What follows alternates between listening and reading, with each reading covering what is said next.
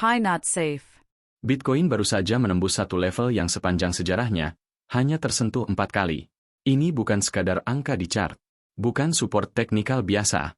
Ini adalah garis yang selama bertahun-tahun diperlakukan pasar sebagai batas, antara koreksi besar dan fase kerusakan yang jauh lebih dalam. Setiap kali level ini ditembus pada siklus sebelumnya, dampaknya tidak pernah ringan. Pasar tidak pulih dalam hitungan hari. Dalam beberapa kasus, dibutuhkan waktu berbulan-bulan, bahkan lebih dari setahun, sebelum harga kembali membangun pijakan yang sehat. Dan ada satu hal yang sering luput dari perhatian. Peristiwa seperti ini tidak hanya menghantam pemegang Bitcoin. Dalam setiap siklus sebelumnya, tekanan yang muncul justru menjalar lebih keras ke aset lain, altcoin, token ekosistem, hingga aset yang likuiditasnya lebih tipis dan fondasinya lebih rapuh. Artinya, persoalannya bukan lagi apakah kondisi ini relevan bagi portofolio Anda. Persoalannya adalah seberapa dalam dampaknya bisa menjangkau aset yang Anda pegang, dan apakah Anda memahami mekanisme risikonya sebelum keputusan yang salah diambil pada momen yang paling tidak menguntungkan. Karena jika pola sejarah kembali bekerja, yang sedang kita hadapi hari ini bukan sekadar penurunan harga. Ini bisa menjadi fase yang memisahkan investor yang masih bergerak dengan data, dari mereka yang mulai mengambil keputusan karena tekanan dan kepanikan. Perhatikan setiap bagian dengan saksama.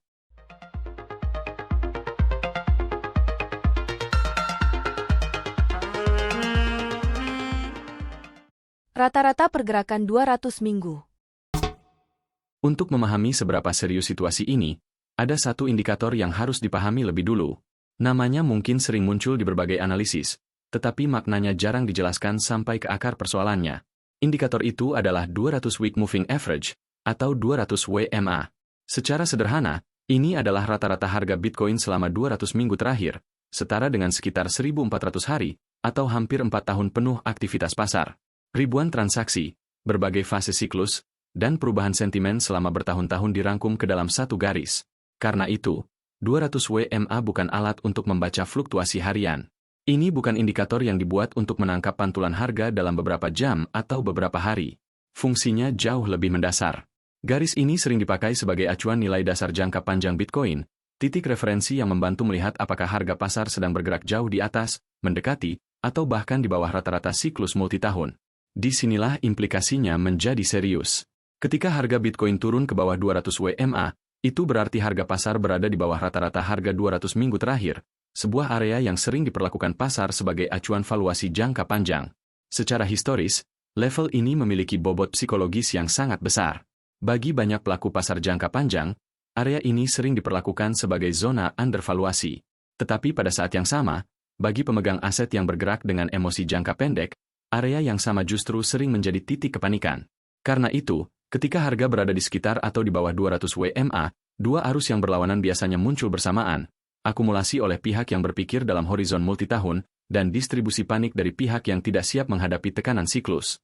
Itulah sebabnya area 200 WMA tidak bisa diperlakukan sebagai garis teknikal biasa. Ini bukan sekadar harga melewati satu garis di chart. Ini adalah zona yang dalam sejarah Bitcoin, berkali-kali menjadi batas antara fase koreksi berat dan fase tekanan pasar yang jauh lebih dalam. Saat video ini dibuat, posisi 200 WMA Bitcoin berada di kisaran $62.000, dan harga Bitcoin sedang bergerak sangat dekat dengan area tersebut.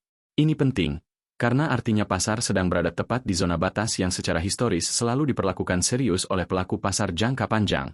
Dengan kata lain, fokusnya bukan lagi pada apakah level ini penting, melainkan pada apa yang biasanya terjadi ketika Bitcoin kehilangan area ini, atau justru berhasil mempertahankannya. Dan karena momen seperti ini hanya muncul beberapa kali sepanjang sejarah Bitcoin, satu-satunya cara untuk menilai risikonya secara objektif adalah dengan melihat apa yang terjadi pada kejadian-kejadian sebelumnya, satu persatu. Data historis. 4 kali ini terjadi. Untuk memahami apa yang mungkin terjadi setelah ini, kita tidak perlu memulai dari opini. Kita perlu memulai dari catatan yang sudah pernah diberikan pasar sebelumnya. Karena ketika level sepenting 200 WMA ditembus, sejarah Bitcoin meninggalkan pola yang bisa diuji, dibandingkan, dan dipelajari. Kejadian pertama terjadi pada pasar bearish 2015. Setelah runtuh dari puncak siklus sebelumnya di sekitar $1.200, Bitcoin masuk ke area bawah 200 WMA, dan akhirnya menyentuh kisaran $150. Pada saat itu, suasananya tidak terasa seperti peluang. Yang terasa adalah kehancuran. Sentimen pasar sangat negatif, kepercayaan runtuh, dan banyak pelaku pasar menganggap fase pertumbuhan Bitcoin sudah selesai. Namun justru di area itulah proses pembentukan bottom mulai terjadi. Tidak instan, tidak dramatis, tetapi cukup untuk menjadi fondasi bagi salah satu pemulihan terbesar dalam sejarah Bitcoin pada tahun-tahun berikutnya. Kejadian kedua terjadi pada siklus 2018 hingga 2020. Setelah jatuh dari puncak $20.000, Bitcoin kembali menembus 200 WMA dan turun hingga mendekati $3.100. Polanya tetap sama, level ini tidak langsung menghasilkan pemulihan cepat. Pasar tetap tertekan, sentimen tetap lemah, dan butuh waktu panjang sebelum struktur yang lebih sehat benar-benar terbentuk. Fase ini penting karena menunjukkan satu hal, meskipun area bawah 200 WMA sering berdekatan dengan fase penilaian rendah, pasar tetap bisa bertahan dalam kondisi tertekan jauh lebih lama daripada yang diperkirakan sebagian besar orang. Kejadian ketiga terjadi pada tahun 2022, dan ini adalah contoh yang paling relevan karena masih dekat dengan memori pasar saat ini.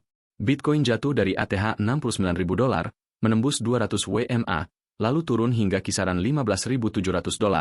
Fase ini bukan sekadar koreksi besar. Ini adalah fase kapitulasi, titik ketika tekanan makro, kebangkrutan beberapa entitas besar, dan hilangnya kepercayaan memaksa banyak pemegang terakhir menyerah. Tetapi justru dari fase itulah pemulihan berikutnya dibangun. Dalam siklus setelahnya, Bitcoin tidak hanya pulih, tetapi juga melampaui puncak lama dan mencetak rekor harga baru. Jika tiga kejadian itu diletakkan berdampingan, pola besarnya menjadi jauh lebih jelas. Ketika 200 WMA ditembus, bottom historis tidak terbentuk dalam 1 atau 2 hari. Pasar biasanya memerlukan fase tekanan lanjutan, periode keraguan, dan waktu yang cukup sebelum titik terendah benar-benar dikonfirmasi. Dengan kata lain, tembusnya level ini lebih sering menjadi penanda bahwa pasar sedang masuk ke zona keputusan berat, bukan penanda bahwa semua risiko sudah selesai. Dan sekarang, kita berada pada kejadian keempat. Tahun 2026. Garis yang sama kembali ditembus. Di titik inilah banyak investor mulai merasa sudah memahami pola bear market Bitcoin karena pernah melihat 2018 atau 2022. Tetapi ada perbedaan penting antara mengenali pola sejarah dan memahami konteks siklus yang sedang berjalan. Sejarah memberi kerangka, namun hasil akhirnya tetap sangat dipengaruhi oleh kondisi makro, struktur pasar, dan sumber likuiditas yang spesifik pada masanya. Dan justru disinilah siklus 2026 perlu dibaca dengan lebih hati-hati. Apa yang berbeda kali ini? Setiap bear market Bitcoin memang memiliki pola yang bisa dikenali, tetapi tidak ada dua siklus yang benar-benar identik. Struktur pasar berubah, sumber likuiditas berubah, dan variabel makro yang mengelilinginya juga berubah. Karena itu, memahami sejarah saja tidak cukup. Yang lebih penting adalah memahami apa yang membuat siklus 2026 berbeda dari 3 kejadian sebelumnya. Setidaknya ada 5 faktor yang membuat konteks kali ini tidak bisa dibaca dengan cara yang terlalu sederhana. Faktor pertama adalah regulasi stablecoin di Amerika Serikat. Untuk pertama kalinya, pasar kripto mulai bergerak di bawah kerangka regulasi stablecoin yang jauh lebih jelas dibanding siklus-siklus sebelumnya. Bagi pasar retail, ini mungkin terlihat seperti isu hukum biasa. Tetapi bagi modal institusional, regulasi menentukan bagaimana likuiditas bergerak, seberapa cepat modal dapat dipindahkan, dan seberapa besar risiko kepatuhan yang harus diperhitungkan. Artinya, arus modal ke pasar kripto sekarang tidak lagi hanya ditentukan oleh sentimen dan momentum, tetapi juga oleh struktur hukum yang mulai dibangun di sekelilingnya. Faktor kedua adalah keberadaan Bitcoin ETF. Pada siklus 2015, 2018, dan bahkan 2022, lapisan permintaan seperti ini belum ada dalam bentuk yang sekarang. Hari ini, Bitcoin memiliki jalur akses institusional yang jauh lebih formal. Arus dana ke ETF bisa melambat, bisa berbalik, atau bisa bertahan lebih kuat dari perkiraan, tetapi yang jelas, struktur permintaan Bitcoin saat ini tidak sama dengan struktur permintaan di siklus-siklus sebelumnya. Ini berpotensi menciptakan lantai permintaan yang lebih kokoh, meskipun tidak otomatis menghilangkan risiko penurunan lanjutan. Faktor ketiga adalah sentimen pasar yang tercermin dalam Fear and Greed Index. Ketika indeks ini masuk ke zona fear yang dalam, banyak investor retail melihatnya sebagai tanda bahwa pasar sudah terlalu murah. Masalahnya, sejarah menunjukkan bahwa zona fear ekstrim tidak selalu berarti pemulihan akan langsung dimulai. Sentimen bisa tetap tertekan selama berminggu-minggu, bahkan berbulan-bulan, sementara harga terus bergerak tanpa kepastian arah. Inilah jebakan yang sering tidak disadari, merasa sudah membeli di area takut, padahal pasar belum selesai membentuk dasar. Faktor keempat adalah kebijakan suku bunga Federal Reserve. Selama suku bunga tetap tinggi, aset berisiko seperti kripto harus bersaing langsung dengan instrumen yang menawarkan imbal hasil tetap dengan risiko yang jauh lebih rendah. Dalam kondisi seperti ini, sebagian modal besar tidak memiliki insentif kuat untuk segera kembali mengambil risiko tinggi. Akibatnya, Pemulihan pasar kripto tidak hanya bergantung pada sentimen internal industri, tetapi juga pada keputusan makro yang sepenuhnya berada di luar kendali pasar kripto itu sendiri. Faktor kelima, dan yang paling terasa dampaknya bagi altcoin, adalah Bitcoin dominan. Saat dominan bergerak naik, itu berarti porsi modal di pasar kripto semakin terkonsentrasi ke Bitcoin. Dengan kata lain, ketika tekanan meningkat, uang tidak benar-benar keluar dari kripto secara merata. Sebagiannya justru berpindah ke aset yang dianggap paling kuat dan paling likuid.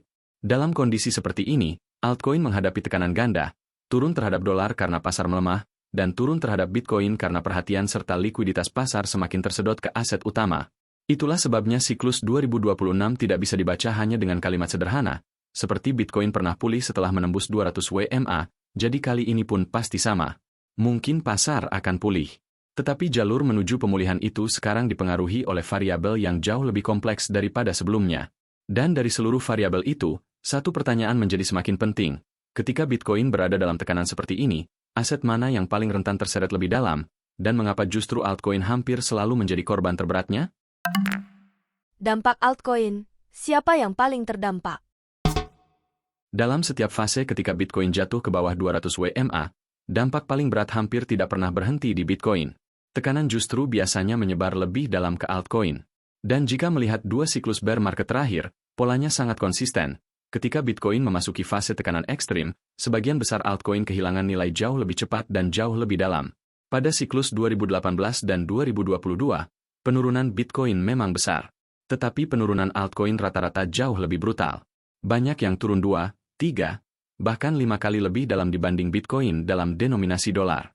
Untuk token dengan likuiditas rendah, kerusakannya bisa jauh lebih parah, turun lebih dari 90% dari puncak siklus, lalu tidak pernah benar-benar kembali ke level yang sama.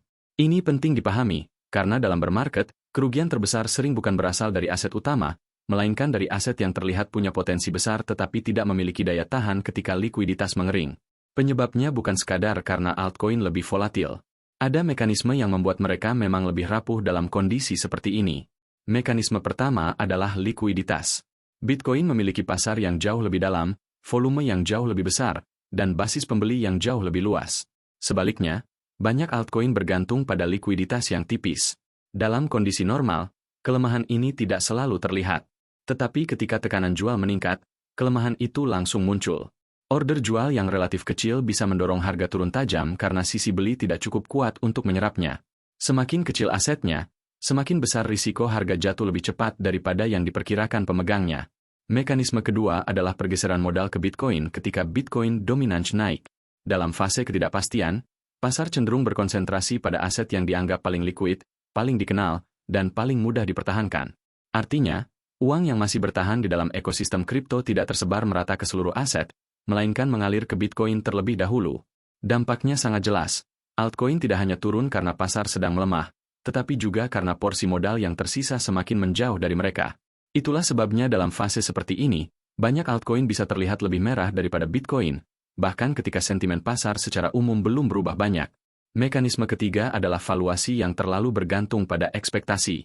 Sebagian besar altcoin tidak dihargai murni berdasarkan arus kas, pendapatan, atau utilitas yang sudah matang. Banyak di antaranya dihargai berdasarkan janji pertumbuhan, narasi masa depan, atau asumsi bahwa adopsi akan datang kemudian. Dalam bull market, pasar bersedia membayar mahal untuk harapan seperti itu. Tetapi dalam bear market, harapan adalah hal pertama yang dipotong. Ketika investor mulai menuntut bukti nyata, aset yang belum memiliki utilitas kuat atau ekosistem yang benar-benar aktif akan kehilangan daya tarik lebih cepat daripada Bitcoin. Tentu, tidak semua aset non-Bitcoin memiliki tingkat kerentanan yang sama. Ada kelompok yang secara relatif lebih tahan karena memiliki fondasi permintaan yang lebih kuat. Ethereum masih ditopang oleh posisi infrastrukturnya di ekosistem kripto dan minat institusional yang jauh lebih besar dibanding mayoritas altcoin lain. BNB juga memiliki utilitas yang lebih jelas karena terhubung langsung dengan salah satu ekosistem exchange terbesar. Sementara itu, stablecoin sering menjadi tempat parkir sementara bagi modal yang belum siap keluar sepenuhnya dari pasar, tetapi juga belum siap mengambil risiko altcoin. Karena itu, pertanyaan utamanya bukan sekadar apakah altcoin akan turun. Dalam fase seperti ini, penurunan altcoin hampir selalu menjadi bagian dari pola pasar. Pertanyaan yang jauh lebih penting adalah, altcoin mana yang hanya sedang tertekan oleh siklus, dan altcoin mana yang justru sedang memperlihatkan kelemahan fundamentalnya sendiri. Dan dari semua kelompok holder yang perlu memahami perbedaan itu, Pemegang Pi Network termasuk salah satu yang paling perlu melihatnya dengan kepala dingin.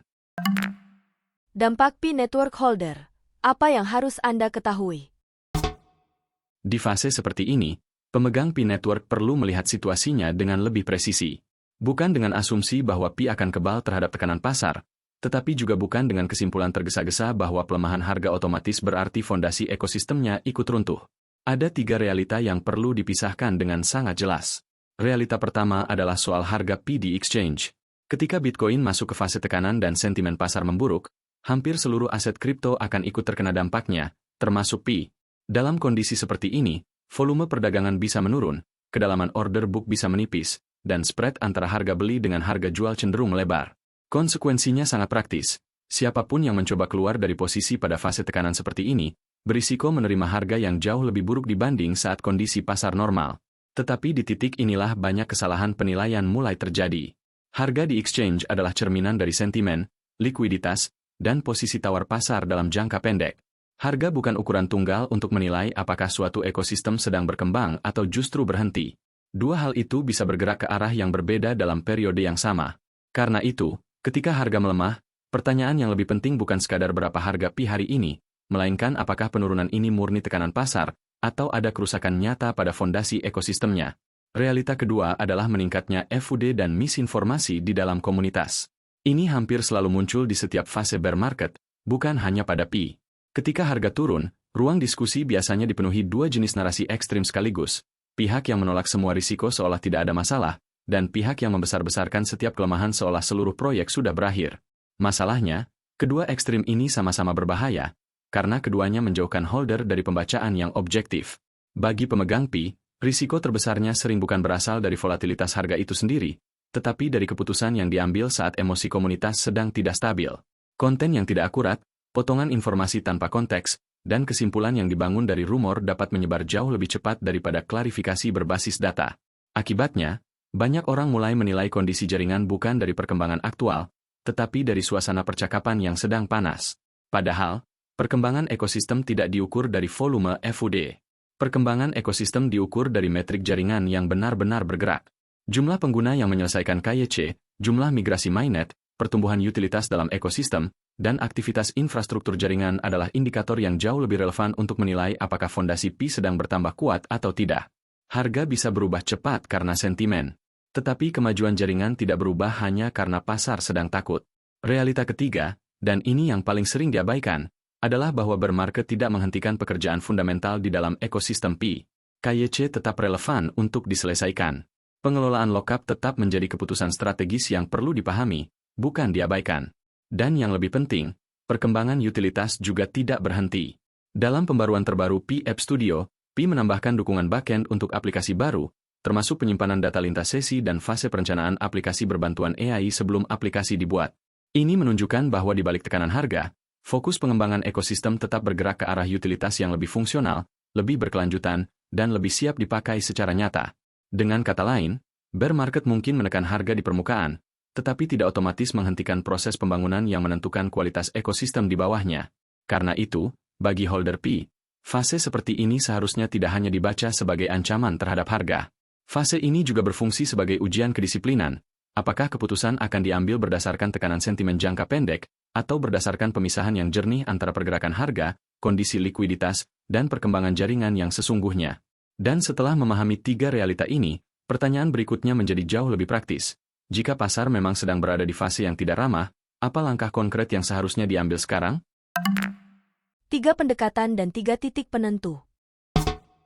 Dari seluruh pola yang sudah kita bahas, pertanyaan terpenting pada fase seperti ini sebenarnya bukan lagi apakah pasar akan pulih. Sejarah sudah menunjukkan bahwa setelah fase tekanan berat, pemulihan pada akhirnya selalu mungkin terjadi. Pertanyaan yang jauh lebih penting adalah, bagaimana cara bertahan dan mengambil keputusan tanpa merusak posisi sendiri sebelum fase itu tiba. Karena itu, ada 3 pendekatan yang bisa dipakai sebagai kerangka pengambilan keputusan. Pendekatan pertama adalah mengendalikan alokasi modal dengan disiplin. Ketika Bitcoin dominansi bertahan tinggi, itu berarti arus modal di pasar kripto sedang lebih terkonsentrasi ke Bitcoin dibanding ke altcoin. Dalam kondisi seperti ini, altcoin berada pada posisi yang secara struktural lebih rapuh.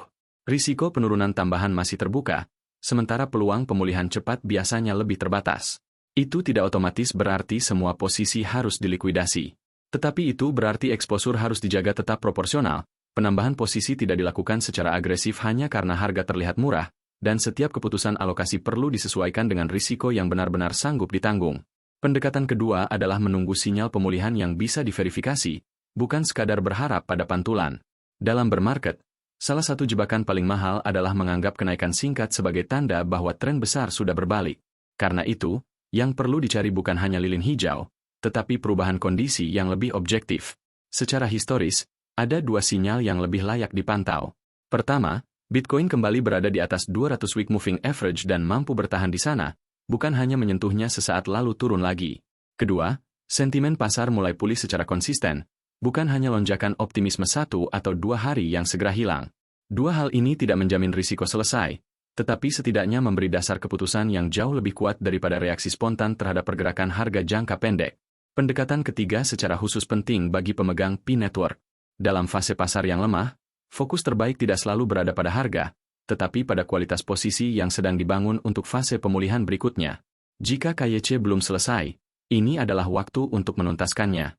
Jika pengaturan lockup belum benar-benar dipahami, ini justru fase yang lebih tepat untuk meninjaunya dengan tenang. Jika perkembangan utilitas, aplikasi, dan arah ekosistem Pi belum diikuti secara serius, disinilah pekerjaan itu menjadi relevan. Karena pada akhirnya, nilai jangka panjang tidak dibangun dari reaksi terhadap volatilitas harian, tetapi dari kesiapan posisi ketika pasar kembali memberi peluang. Dan dari seluruh pembahasan ini, ada 3 hal yang benar-benar perlu disimpan. Pertama, tembusnya Bitcoin ke bawah 200-week moving average bukan peristiwa rutin. Dalam sejarah Bitcoin, level ini hanya ditembus pada fase-fase tekanan paling berat. 3 kejadian sebelumnya menunjukkan pola yang konsisten. Bottom tidak terbentuk dalam sehari, sentimen tidak pulih dalam semalam, dan pasar tidak langsung sehat hanya karena harga sempat memantul. Artinya, fase seperti ini menuntut kesabaran, disiplin, dan pembacaan data yang jauh lebih ketat daripada kondisi pasar biasa.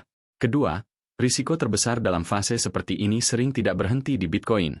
Altcoin hampir selalu menerima tekanan yang lebih besar, karena likuiditasnya lebih tipis, ketergantungannya pada sentimen lebih tinggi, dan dalam banyak kasus, utilitasnya belum cukup kuat untuk menahan revisi valuasi besar. Karena itu, memantau harga saja tidak cukup. Yang jauh lebih penting adalah memahami mengapa suatu aset turun. Apakah penurunan itu murni bagian dari siklus pasar, atau justru menyingkap kelemahan yang sejak awal memang sudah ada? Ketiga, bagi pemegang P-Network, hal yang paling penting adalah memisahkan harga jangka pendek dari perkembangan ekosistem jangka panjang. Harga di exchange bisa tertekan, sentimen komunitas bisa memburuk, FUD bisa meningkat. Tetapi keputusan yang benar tidak lahir dari kebisingan itu. Keputusan yang benar lahir dari kemampuan membedakan mana tekanan pasar yang sifatnya sementara, dan mana perubahan fundamental yang benar-benar memengaruhi masa depan jaringan. Karena pada fase seperti ini, kerugian terbesar tidak selalu datang dari turunnya harga. Kerugian terbesar justru muncul ketika seseorang kehilangan kerangka berpikir yang jernih, lalu mulai membuat keputusan berdasarkan tekanan, asumsi, dan rasa takut. Dan jika ada satu hal yang paling menentukan hasil di siklus berikutnya, itu bukan seberapa cepat Anda bereaksi terhadap kepanikan pasar.